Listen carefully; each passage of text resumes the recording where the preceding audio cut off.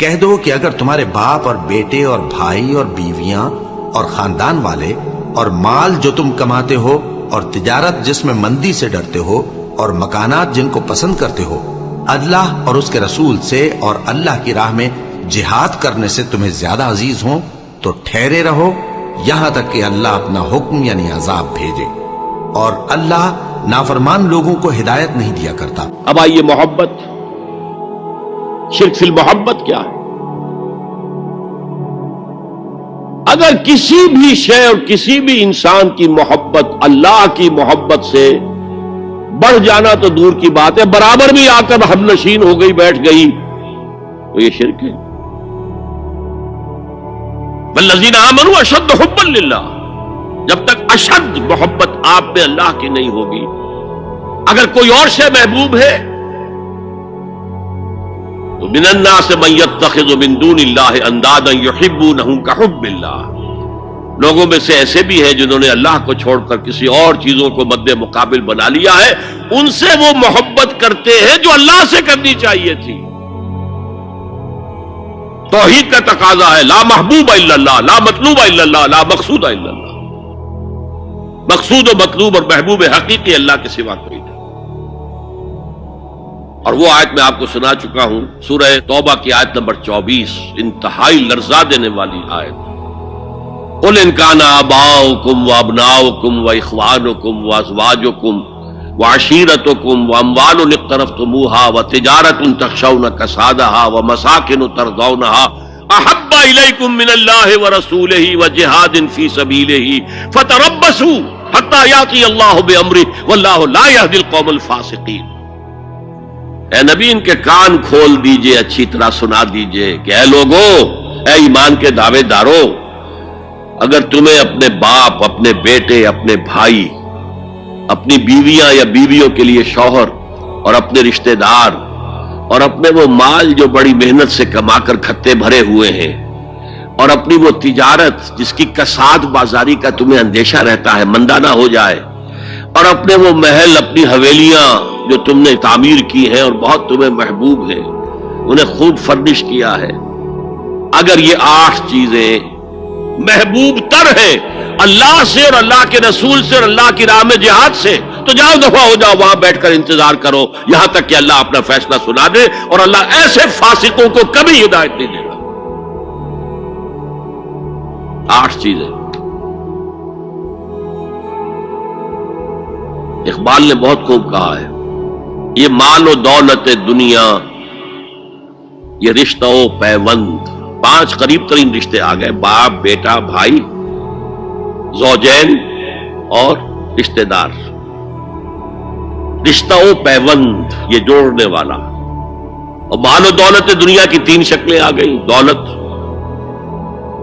جو آپ اپنی بیلنس شیٹ کو دیکھ دیکھ کر آپ اس پہ خوش ہوتے ہیں، اب ہمارے ایسٹس کی یہ قیمت ہو گئی ہے اب،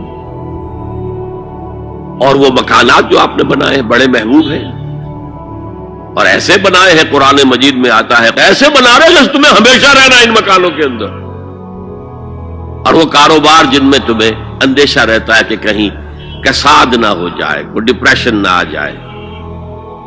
یہ 8 چیزیں، یہ مال و دولت دنیا 3، یہ رشتہ و پیوند، بتان وہم و گما لا الہ الا اللہ، یہ سب وہم و گمان کے بت ہیں جن کی پرستش میں تم لگے ہوئے، ان سب کی پرستش چھوڑو تو لا الہ الا اللہ کا حق ادا ہوگا۔ اب اس اصول کو بھی اپلائی کرنا شروع کیجئے۔ آئیے انڈیویجول لیول پر، دولت کی محبت، اگر آپ کو دولت کی محبت آمادہ کرتی ہے کہ اللہ کے حدود کو پامال کریں، حرام ذرائع استعمال کریں، دولت آنی چاہیے، حلال سے ہو، حرام سے ہو، جائز سے ہو، ناجائز سے ہو، بائی ہوک اور بائی کروک دولت آنی چاہیے، تو آپ کی محبوب حقیقی کون ہوئی؟ دولت۔ یہ دولت آپ کی معبود ہے۔ کون بڑے سے بڑا موحد اس شرک کا احساس رکھتا ہے؟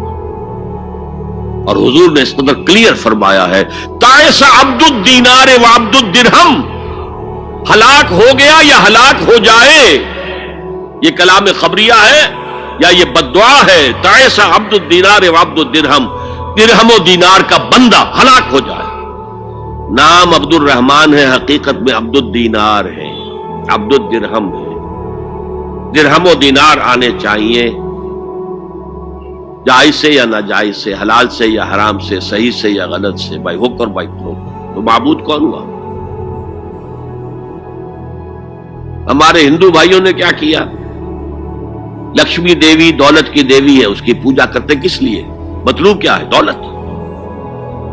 اس کی پوجا وہ خوش ہو جائے تو دولت ملے گی۔ ہم نے کہا ہٹاؤ جی اس دیوی کو بیچ میں سے، ہم براہ راست ہی پوج لیں گے، بس یہی تو فرق کیا ہے نا۔ عبد الدینار و عبد الدرہم، یہ ہے انفرادی سطح پر۔ شرک فی المحبت، جو روح عبادت ہے، جو عبادت کی جان ہے، محبت، غایت الحب ما غایت الذل والخضوع۔ اور ٹاپ پر لے آئیے،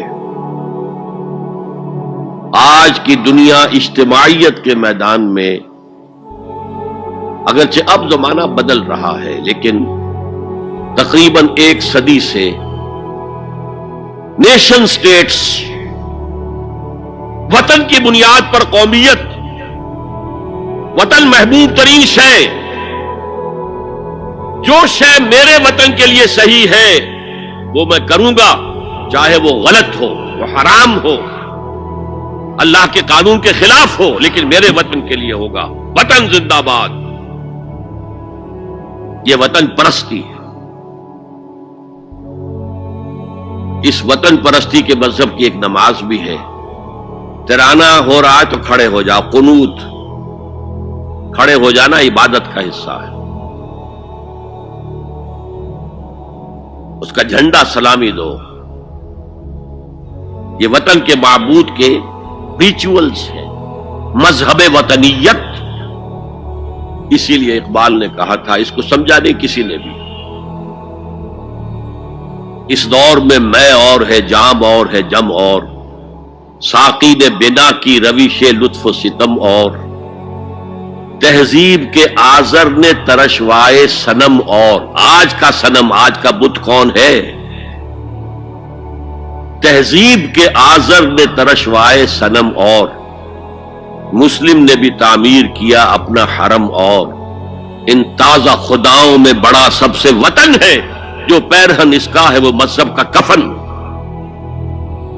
خدا پرستی، یہ وطن کی لکیر سے تم اور ہو گئے، میں اور ہو گیا۔ لکیر، انسانیت منقسم، جو تمہارے وطن کے لیے ٹھیک ہے وہ تم کرو گے چاہے وہ اخلاقاً غلط ہو، اور جو میرے وطن کے لیے ٹھیک ہے وہ میں کروں گا چاہے اخلاقاً غلط ہو۔ یہ کون سا دین ہے؟